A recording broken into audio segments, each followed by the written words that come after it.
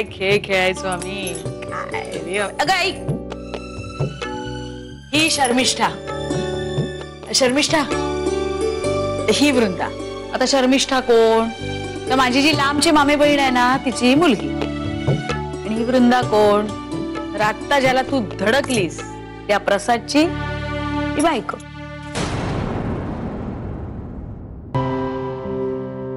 शर्मिष्ठा खूप हुशार आहे. हा तुम्ही बसा, मी चहा घेऊन येते आणि नाश्ताही करते. मग काय काय म्हणते तुझी आई? आई मजेत आहे.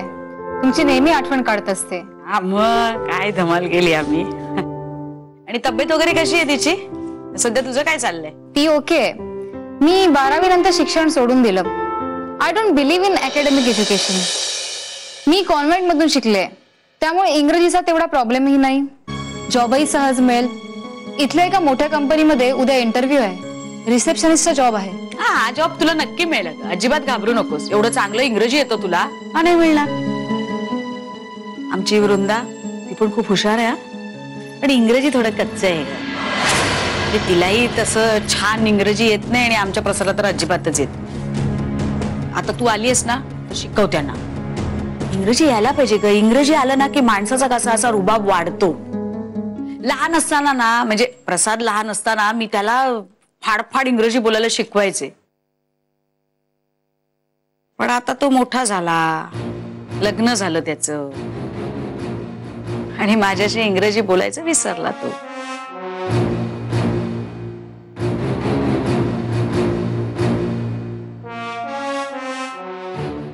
आणि आता तर काय ग, इंग्रजी राहिलं बाजूला, आईला मात्र फाड फाड फाड फाड बोलत असतो. मुलाला मोठं करताना आई किती कष्ट घेते ते त्या मुलाला कळत नाही. आईची वेडी माया त्याला कधी दिसत नाही. म्हणतात ना, पुत्र कुपुत्र हो सकता है पर माता कुमाता नहीं बन सकती. असंच काहीसं आहे माझं.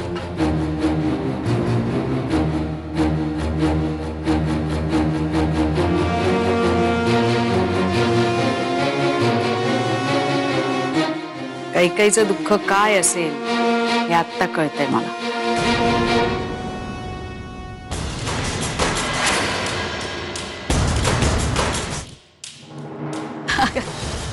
घे चहा घे, काही नाही विशेष. घे.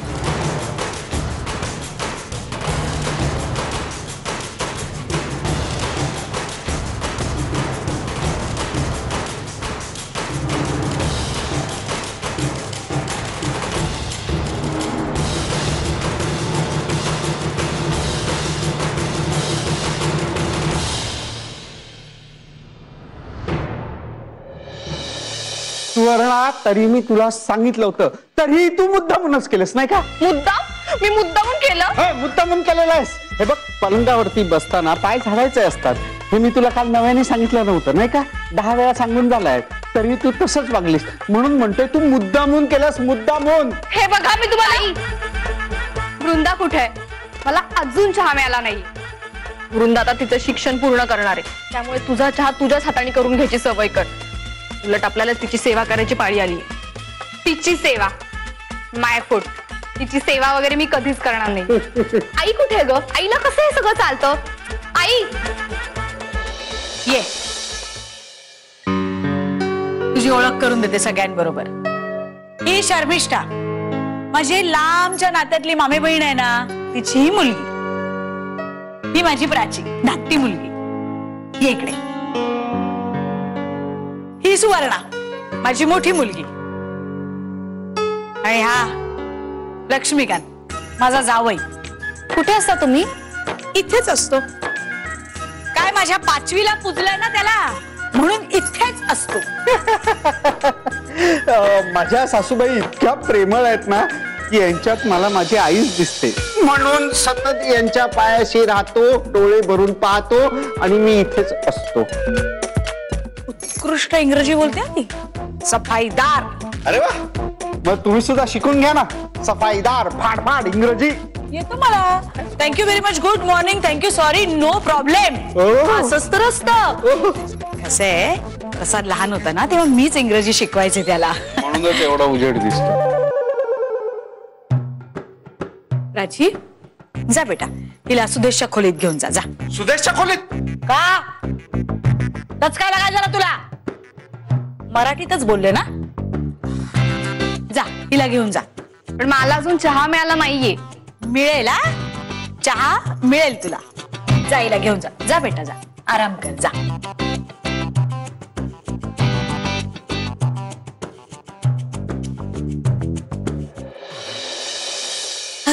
काय गाई, सुदेश दादाची रूम तू तिला दिलीस, आम्ही मागितले तर नाही म्हणून म्हणालीस, आणि आता काय त्या परक्या मुलीला दिली. कमाल आहे तुमची सासूबाई. ती परकीय म्हणूनच तिला दिली. तिला कसं आपल्या घरात अगदी कम्फर्टेबल वाटलं पाहिजे, स्वतःच्या घरात असल्यासारखं. आणि ही मुलगी खूप महत्वाची आहे माझ्यासाठी. आता काय बघताय बावळटासारखे, त्याला फुटा.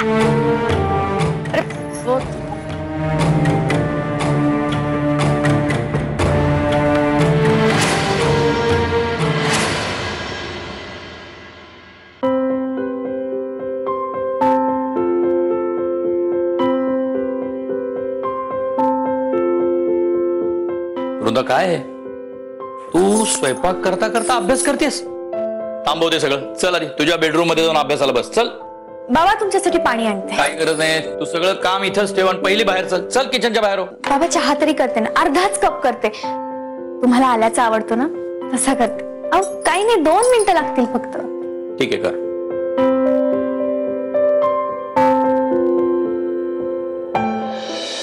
वृंदा मी काय सांगतो ते ऐक. मी असं स्वयंपाकात वगैरे अडकून पडलीस ना तर अभ्यासासाठी वेळ उरणार नाही तुला. शिवाय दगदग होईल ते वेगळंच. कशाला करतेस ही कामं? घरात 3-3 बायका आहेत, त्यांना सांग ना.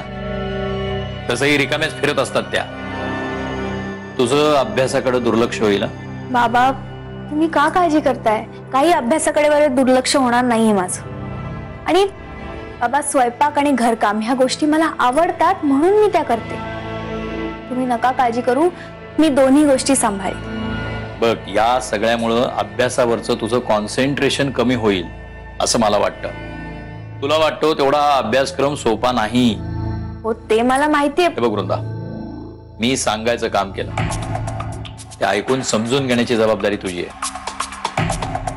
उगीच इतरांसारखं नावाला शिकायचं म्हणून शिकू नकोस. जे करायचं ते उत्तम रीतीने पार पाडायचं हे ठरव आणि मग कामाला लाग. तरच आयुष्यात यशस्वी होशील. मी काय म्हणतो त्याच्यावर जरा नीट विचार कर. आणि चहा कर, बाहेर आणून दे.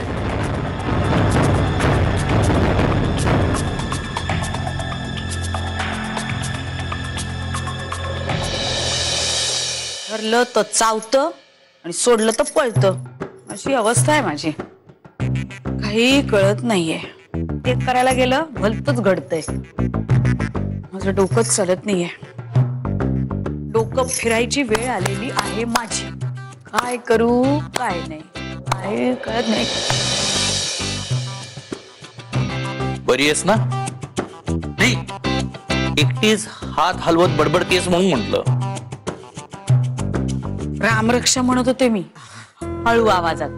म्हणलं असं देवाचं नाव घ्यावं आणि त्या पोरीला कामाला झोंपावं बिनधास्त. अभ्यास असतो ना तिला, मग तिला काम करायला का लावता किचन मध्ये? मी हे हो, मला काय हाऊस आहे का तिला कामाला झुंपायची? तुम्ही तिघी जणी मदत नाही करू शकत तिला? हो, आम्ही किचन मध्ये गेलो ना की ती आम्हाला किचन मधनं बाहेर काढते. आम्हाला कामाला हात लावू देत नाही. मी आता गेले होते, म्हंटल तर ती मला म्हणाली, मला तुम्ही इथे नको आहात, तुम्ही बाहेर जा. कशाला करताय का? मग मी आले इकडे आणि आपली ती रामरक्षा म्हणत होते. ती लाख म्हणेल ग नको म्हणून, पण तुम्हाला कळायला नको. ती म्हटली काम करू नका, तुमच्या पथ्यावरच पडलं, आलं तिघी बाहेर. मला वृंदा डॉक्टर व्हायला हवी आहे. हे बघा, तिला खूप अभ्यास आहे, वेळ कमी आहे, त्यामुळे तिघींनी तिला मदत करा. कामाला झुंपू नका तिला. बाबा चहा. कशाला केलास तू चहा? मी केला असता. नाही आई, तू का जातेस किचन मध्ये? का स्वयंपाक करत असतेस? मी आड येते का तुझ्या अभ्यासाच्या? मग हे का म्हणताय? हे का बोलतायत मला? यांच्या म्हणण्यानुसार मी कैदाशी नाही, मी तुला कामाला लावते. मी एकदा तरी तुला सांगितलं का ग तू काम कर म्हणून? आज तर किती उशिरा उठलीस तू, पण एका शब्दाने तरी बोलले मी तुला. मग हे का बोलतायत मला? तू किचन मध्ये नको येऊस आणि तू कुठलंही काम करू नकोस, मी सगळं करीन.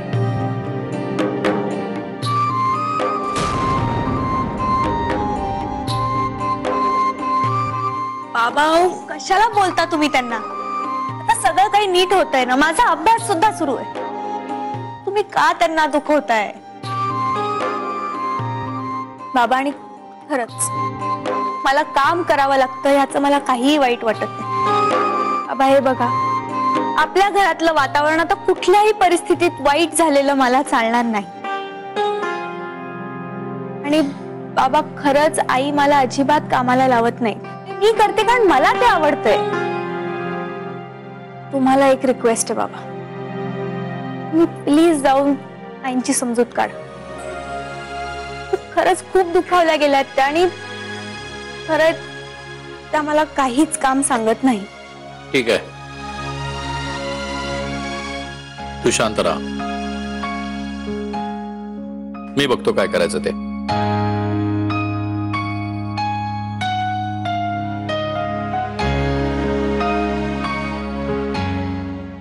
वृंदा असं शिक्षण शिक्षण करत बसली तर मुलं कधी होणार तिला? आणि मग प्रसाद, मग म्हणू नका. बघा जाईल दुसऱ्या बाईकडे. तिला घरी तू सुखी रहा, तिला घरी तू सुखी रहा. कांता, मी का मग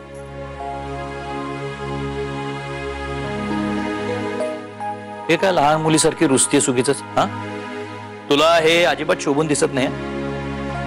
हे बघ, वृंदाच्या अभ्यासाची काळजी आहे म्हणून मी मगाशी बोललो. आपण सगळ्यांनी जर मनावर घेतलं ना तर तिला अभ्यासाला वेळ मिळेल. वृंदा हुशार मुलगी आहे. तिची हुशारी काय असं सगळं शिकण्यातच जाणार आहे का? संसार कधी करणार ती म्हातारी झाल्यावर? घरात नीट लक्ष नाही दिलं तर संसार कसा करायचा हे कधी शिकणार? काय मगाचपासून संसार संसार लावलेस ग? संसार म्हणजे तरी काय दुसरं? एकमेकांच्या साथीनं सुखानं जगायचं, हो ना? मग आता सुखात नाही येत ते. प्रसाद किती काळजी घेतोय तिच्या अभ्यासाची, किती जपतोय तिला. आणि वृंदाई खुश आहे. आता नव्याचे 9 दिवस असतात. कपडा धोया आणि रंग गया अशी स्थिती होते. मग माझं नाही झालंय पोतेर. नाही मी शिकलेली तेवढी, नोकरी बिकरी सुद्धा मी काही केलेली नाही. पण मी मेलीने संसार तर केला ना नीट. भाकऱ्या पडवल्या की तुम्हा सगळ्यांची पोट भरण्यासाठी. मुलांना चांगलं मोठं केलं. आणि तुमची सेवा नाही का केली? आणि वृंदा असं शिक्षण शिक्षण करत बसली तर मुलं कधी होणार तिला? आणि मग प्रसाद, मग म्हणू नका.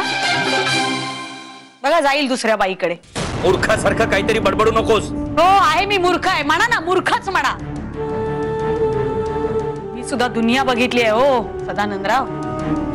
लोक उगाच नाही जात दुसऱ्या बाईकडे.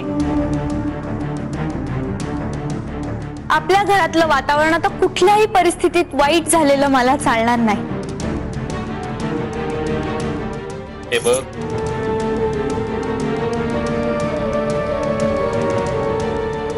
बघ, लोकांचं मला माहित नाही, पण प्रसादवर माझा पूर्ण विश्वास आहे. त्या दोघांचं एकमेकांवर खूप प्रेम आहे कांता. त्या दोघांच्या मध्ये बिब्बा घालणं तुला मलाच काय, ब्रह्मदेवाला देखील शक्य होणार नाही. सॉरी, मी चुकीच्या वेळेला आली का? खरंच एवढी गुणी आहे हो. ती घरात आली ना, घरातलं वातावरण कसं एकदम असं प्रसन्न झालं. तिला घरी तू